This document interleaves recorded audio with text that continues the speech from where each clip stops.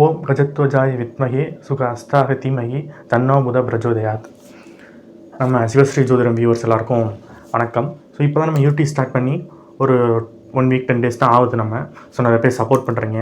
So தொடர்ந்து support பண்ணுங்கள். So இந்த வீடியோவில் நம்ம என்ன பார்க்க போகிறோம் அப்படின்னா, மார்ச் மாத ராசி பலன்கள்.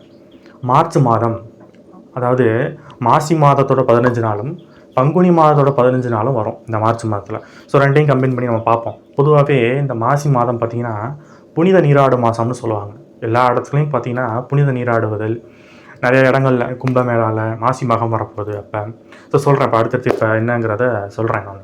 ஸோ பொதுவாகவே இந்த மாசி மாதங்களில் பார்த்திங்கன்னா புனித நீராடுவது, அது சவுத்து சைடு பார்த்திங்கன்னா நிறைய அம்மன் கோயிலில் திருவிழாக்கள் நடக்கும் இந்த மாசி மாதம் பங்குனி மாதத்தில் பார்த்திங்கன்னா. ஸோ இதெல்லாம் வந்து விமர்சையாக நடக்கும் இந்த மார்ச் மாதத்தில். ஏன்னா மாசியும் பங்குனியும் பாதி வருதுங்களா. இப்போ முதல் பாதி வந்து மாசி மாதமும், ரெண்டாவது பாதி வந்து பங்குனி மாதமும் வரும். ஸோ இன்னொரு என்ன விசேஷம் இந்த மாதத்தில் அப்படின்னு பார்த்தீங்கன்னா, அந்த வருஷத்தோட, அதாவது இந்த மாதத்தோட எண்டில் சனி பயிற்சி வருது. திருக்கணித பஞ்சாங்கப்படி சனி பகவான் வந்து கும்பராசிலேருந்து மீனராசிக்கு பயிற்சி ஆகிறார். ஸோ இது ஒரு விஷயம். சனி பயிற்சியை பற்றி வீடியோ நம்ம அடுத்த வீடியோவில் போடுவோம். ஸோ இப்போ வந்து பார்த்தீங்கன்னா மார்ச் மாதத்தான பலன்களை பார்ப்போம்.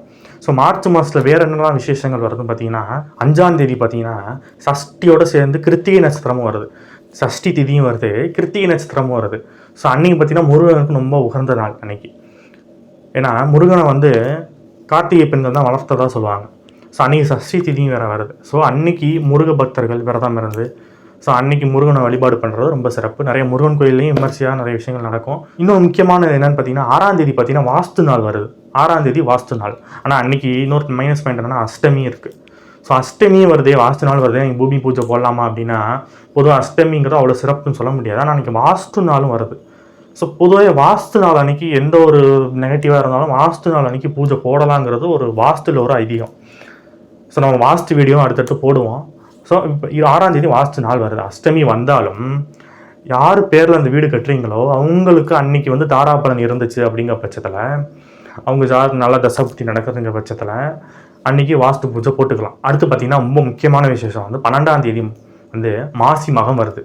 அதாவது பௌர்ணமியோட கூடிய மாசி மாதத்தில் வர மகம் நட்சத்திரம் அன்றைக்கி பார்த்திங்கன்னா மாசி மகம் ரொம்ப விமர்சையாக கொண்டாடுவாங்க. அதுவும் இந்த கும்பகோணத்தில் மகாமக குளத்தில் பார்த்தீங்கன்னா நிறைய பேர் புனித நீராடுவாங்க. அந்த மாசி மகத்தை அன்னைக்கு நம்மளோட முன்னோர்களுக்கு உகந்தது. அன்றைக்கி நம்ம முன்னோர்களுக்கு திதி கொடுக்குறது, முன்னோர் வழிபாடு பண்ணுறது அந்த மாசி மகத்தை அன்றைக்கி ரொம்ப சிறப்பு. அன்றைக்கி பௌர்ணமியாகவும் வரும் வர. ஸோ அதனால் அந்த நேரத்தில் வந்து மக்கள் வந்து புனித நீராடுவது, முடிந்தால் கும்பகோணத்துக்கு போயிட்டு அந்த மாசி மக குளத்தில் வந்து புனித நீராடுங்க. இல்லை முடியலைங்கிற பட்சத்தில் உங்கள் வீட்டு பக்கத்தில் இருக்க குளம், ஆறு இதில் வந்து நீராடிட்டு உங்கள் முன்னோர்களை வழிபாடு பண்ணுங்கள். அதுக்கப்புறம் 29ஆம் தேதி சனி பயிற்சி வருது. ஸோ இந்த மார்ச் மாதத்தில் நிறைய விசேஷங்கள் இருக்குது. நம்ம சேனலோட மோட்டிவ் என்னென்னு பார்த்தீங்கன்னா, அஸ்ட்ராலஜி வந்து இந்த காலத்துக்கு ஏற்ற மாதிரி ஒரு ட்ரெண்டிங்காக ஒரு அப்டேட்டாக கொடுக்குறதுக்காக தான் மெயினாக நம்ம இந்த சேனல் ஸ்டார்ட் பண்ணியிருக்கோம். அஸ்ட்ராலஜியோட பேஸ் அப்படியே வச்சுக்கிட்டு இந்த காலத்துக்கு ஏற்ற மாதிரி அதை அப்படியே நம்ம அப்டேட்டடாக ஒரு ட்ரெண்டிங்காக கொடுக்க போகிறோம். இந்த ஜென்ரேஷனுக்கு ஏற்ற மாதிரி தொடர்ந்து சப்போர்ட் பண்ணுங்கள். வீடியோ பிடிச்சிருந்தால் லைக் பண்ணுங்கள், ஷேர் பண்ணுங்கள், சப்ஸ்கிரைப் பண்ணுங்கள். உங்களுக்கு யாருக்காவது ஜாதகம் பார்க்கணுங்கிற தனிப்பட்ட முறையில் என்கிட்ட ஜாதகம் பார்க்கணுன்னு விருப்பம் இருந்துச்சுன்னா வீடியோவில் நம்பர் இருக்கும், நம்பருக்கு ஃபோன் பண்ணி கேட்டு உங்கள் ஜாதகத்தை பார்த்து தெரிஞ்சுக்கோங்க. பொதுவாக பார்த்திங்கன்னா இந்த ராசி பலன்கள் நம்ம சொல்கிறோம்ல, மாத ராசி பலன்கள், அடுத்து வார ராசி பலன்கள் போட போகிறோம், வார ராசி பலன்கள், இதெல்லாமே ஒரு பொது பலன் தான். ஒரு 20% வந்து இது நமக்கு வந்து ஒர்க் ஆகும். 100% இது ஒர்க் ஆகும் பார்த்திங்கன்னா நம்ம சுய ஜாதக பலன் தான் நமக்கு வந்து நடப்பு தசாபுத்திகளை வச்சு சொல்கிறது. அதுதான் வந்து 100% நமக்கு வந்து ஒர்க் ஆகும். ஸோ அதில் வந்து நமக்கு நல்ல டைம் நடந்துச்சுன்னா இது வந்து இன்னும் எக்ஸ்ட்ரா பலன்கள் நமக்கு வந்து கொடுக்கும். அதில் பாதகமான தசை நடக்குது, பாதகமான புத்தி நடக்கும்போது இந்த பலன்கள் கொஞ்சம் குறைவாக இருக்கும். இந்த மாதம் கிரக நிலைகள் எப்படி இருக்குன்னு பார்ப்போம். ஸோ இந்த மாதம் குரு பகவான் ரிஷப வீட்டில் இருக்கார். இவர் வந்து மே மாதம் வரைக்கும் இங்கே தான் இருப்பார். அப்போ அடுத்தது செவ்வாய், இவர் கடக வீட்டில் இருந்தார். இப்போ வக்ர நிலையில் மிதுன வீட்டில் போயிட்டுருக்கார். செவ்வாய் பகவான் கடகத்துலேருந்து வக்ரமாகி இப்போ மிதுன வீட்டில் பயணம் பண்ணிகிட்ருக்கார். கேது பகவான் கன்னியில் இருக்கார். இவர் வந்து மே மாதத்துக்கு அப்புறம் சிம்ம வீட்டுக்கு போவார். ஸோ அது நம்ம ராகு கேது பயிற்சியில் அப்போ பார்ப்போம். அடுத்து சனி பகவான் இந்த மாதம் 29ஆம் தேதி வரைக்கும் கும்ப வீட்டில் இருப்பார். திருக்கணித பஞ்சாங்கப்படி சனி பகவான் 29ஆம் தேதி வரைக்கும் கும்ப வீட்டில் இருப்பார். அதுக்கப்புறம் மீன வீட்டுக்கு பயணம் பண்ணுவார். அடுத்த வீடியோ நம்ம சனி பயிற்சி வீடியோ போடும்போது அதை பற்றி டீட்டெயிலாக பார்ப்போம். முதல் 15 நாள், அதாவது மார்ச் 15 வரைக்கும் சூரியன் இங்கே இருப்பார். ஏன்னா மாசி மாதம் இல்லையா, மாசி மாதத்தில் சூரியன் வந்து கும்ப வீட்டில் இருப்பார். 15 நாளுக்கு அப்புறம் சூரியன் மீன வீட்டுக்கு போயிடுவார். ஸோ அடுத்து சுக்கிரன், புதன் இவங்கெல்லாம் வந்து மீன வீட்டில் பயணம் பண்ணிகிட்டு இருக்காங்க. ராகுவும் பார்த்தீங்கன்னா மே மாதம் வரைக்கும் மீன வீட்டில் தான் இருப்பார். மே மாதத்துக்கு அப்புறம் கும்ப வீட்டுக்கு போவார். ஸோ நம்ம ராகு கேது பயிற்சி பலன்கள் அதை அப்போ அப்படி டீட்டெயிலாக பார்ப்போம். ஸோ இதுதான் இந்த மாதத்தோட கிரக நிலைகள். இந்த மார்ச் மாதம் எல்லாருக்கும் நல்ல பலன்களை கிடைக்கணும் அப்படின்னு நம்ம இறைவனை வேண்டிக்கிட்டு ஸோ நம்ம வீடியோக்குள்ளே போவோம் வாங்க.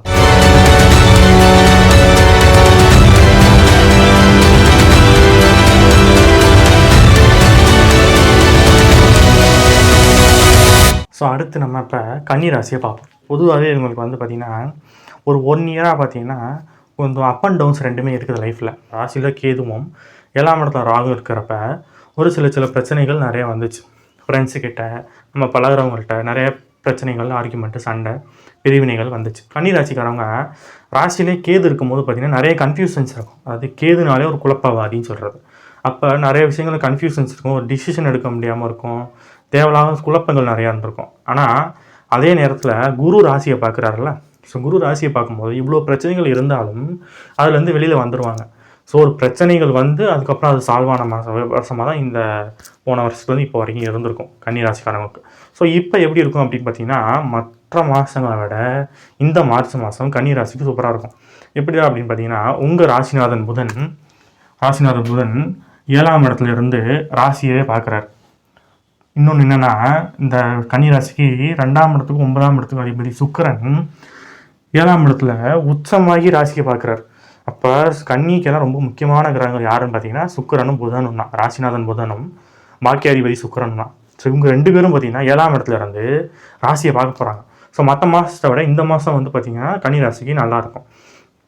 என்னெல்லாம் கிடைக்கும் அப்படின்னா இத்தனை மாதம் அவங்க ஏதாவது ஒரு விஷயத்தில் எனக்கு கிடைக்கல, ஏதோ ஒரு விஷயத்தில் எனக்கு வந்து சக்ஸஸ் ஆகலை, திரும்ப ட்ரை பண்ணிகிட்டு இருக்கேன், எனக்கு அது கிடைக்க மாட்டேது அப்படின்னு நினச்சிங்கன்னா இந்த மாதம் அவங்களுக்கு அது கிடைக்கிறதுக்கு அதிகபட்ச வாய்ப்பு உண்டு. ஏன்னா ராசிநாதன் ராசியை பார்க்குறாருல, அந்த இடத்துல நீச்சம் ஆறாருன்னு சொல்லுவாங்க. பட் நீச்சம் கிடையாது. ஏன்னா அந்த இடத்துல சுக்கிரன் உச்சம் ஆயிடுறாருல, அப்போ ராசிநாதனுக்கு நீச்சம் பங்கம் கிடச்சிரும்.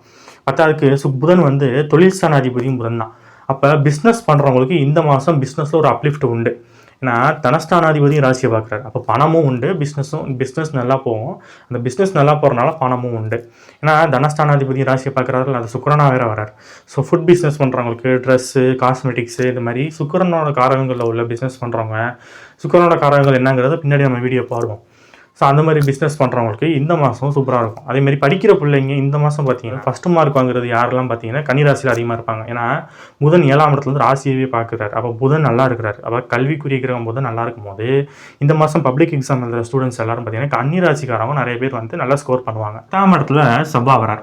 10ஆம் இடத்துல செவ்வாய் வந்து என்ன ஆகும்னா ராசியவே பார்க்குறாரு. 4ஆம் பார்வையாக ராசியும் பார்க்குறாரு, 7ஆம் பார்வையாக 4ஆம் இடத்தை பார்க்குறாரு, 8ஆம் பார்வை 5ஆம் இடத்தை பார்க்குறாரு. இப்போ செவ்வாய் வந்து கன்னிக்கு நம்பர் 1 எனிமி.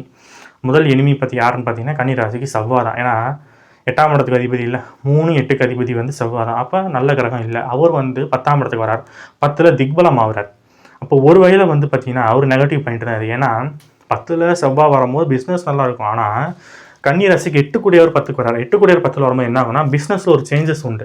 வேலையில் இடமாற்றங்கள், இது ஏதோ ஒரு சேஞ்சஸ் வந்து பிஸ்னஸ் விஷயத்துலேயே வேலை விஷயத்துலேயே வரும் வாய்ப்பு உண்டு. ஏன்னா 8ஆம் அதிபதி 10ஆம் இடத்துக்கு போகிறாருல, 10க்கு ஒரு ராசியவே பார்க்குறாரு. ஸோ இந்த மாதம் பார்த்தீங்கன்னா கன்னி ராசிக்கு வரவங்க ராசிக்கு குரு பார்வையும் இருக்குது, செவ்வாயோட பார்வையும் இருக்குது, புதனோட பார்வையும் இருக்குது, சுக்கிரனோட பார்வையும் இருக்குது. ஸோ இப்போ 4 கிரகங்களும் பார்த்தீங்கன்னா கன்னி ராசியை பார்க்க போகிறாங்க. 10க்கு ராசியில் கேது இருக்குது. அப்போ இந்த மாதம் பார்த்தீங்கன்னா அதிகமான ஸ்ட்ரெஸ்ஸும் இருக்கும், அதே மாதிரி ஹாப்பினஸும் இருக்கும். ரெண்டும் மிக்சடாக தான் இருக்கும் இந்த மாதம் கன்னி ராசிக்கு. ஏன்னா நல்ல கிரகங்களும் ராசியை பார்க்குது, ராசிக்கு எனிமின்னு சொல்லக்கூடிய எதிரி கிரகமும் ராசிக்கு பார்க்குது, 10க்கு கேது வேறு இருக்குது. கன்னி ராசிக்காரங்க பார்ட்னர்ஸ் விஷயங்களில் கொஞ்சம் கவனமாக இருந்துக்கணும். ஏன்னா 15ஆம் தேதிக்கு மேலே அந்த சூரியன் வந்து 7ஆம் இடத்துக்கு வந்துடுறாரு. சூரியன் 7ஆம் இடத்துக்கு வரும்போது டாமினேஷன் அதிகமாக இருக்கும். யார் பார்ட்னரோட டாமினேஷன் இருக்கும். 10க்கு தேவையில்லாத சண்டைகள், தேவையில்லாத ஆர்குமெண்ட் வரதுக்கு வாய்ப்பு இருக்குது. ஏன்னா இங்கே ராகு வேறு இருக்கார்ல, போகக்காரன் சொல்லக்கூடிய ராகு வேறு இருக்கிறாரு. ஸோ 7ஆம் இடத்துல சூரியனும் வந்து 7ஆம் இடத்துல ராகு இருக்கும்போது ஒரு தேவையில்லாத ஒரு மிஸ் அண்டர்ஸ்டாண்டிங் வரதுக்கு வாய்ப்பு உண்டு. ஸோ அந்த விஷயங்களும் கொஞ்சம் கேர்ஃபுல்லாக இருந்துக்கணும் இந்த கன்னி ராசிக்காரங்க. சனி 6ஆம் இடத்துல இருக்கிறார். சனி 6ஆம் இடத்துல இருந்து நல்ல பலன்களும் செஞ்சுட்டு இருந்தார் இந்த கன்னி ராசிக்காரங்களுக்கு. ஏன்னா கன்னி ராசிக்காரங்களுக்கு சனி வந்து ஒரு யோகமான கிரகம் தான். 5ஆம் வீட்டுக்குரியவரும் சனி தான், 6ஆம் வீட்டுக்குரியவரும் சனி, அதாவது 6ஆம் இடத்துல இருக்கலாம். ஸோ 6ஆம் இடத்துல சனி இருந்தவரை நல்லது தான் செஞ்சுட்டு இருந்தார். 9ஆம் இடத்துல குரு இருக்கிறார். குரு யார் உங்களுக்கு 4க்கும் 7க்கும் உள்ள கிரகம் யாருன்னு பார்த்தீங்கன்னா குரு. இப்போ அந்த குரு 9 பாக்கியஸ்தானத்தில் வந்து ராசியை பார்க்குறது ஒரு ப்ளஸ் பாயிண்ட். ஸோ நான் சொன்ன இவ்வளோ நெகட்டிவ் பாயிண்ட் சொன்னேன் பார்த்தீங்களா, இவ்வளோ நெகட்டிவ் பாயிண்ட் இருந்தாலும் அந்த ப்ராப்ளம்க்கு ஒரு சொல்யூஷன் கிடச்சிடும். அந்த ப்ராப்ளம்லேருந்து வெளியில் வந்துடுவாங்க. ஏன்னா ராசியை குரு பார்க்குறாரு. குரு பார்க்க கோடி நன்மை.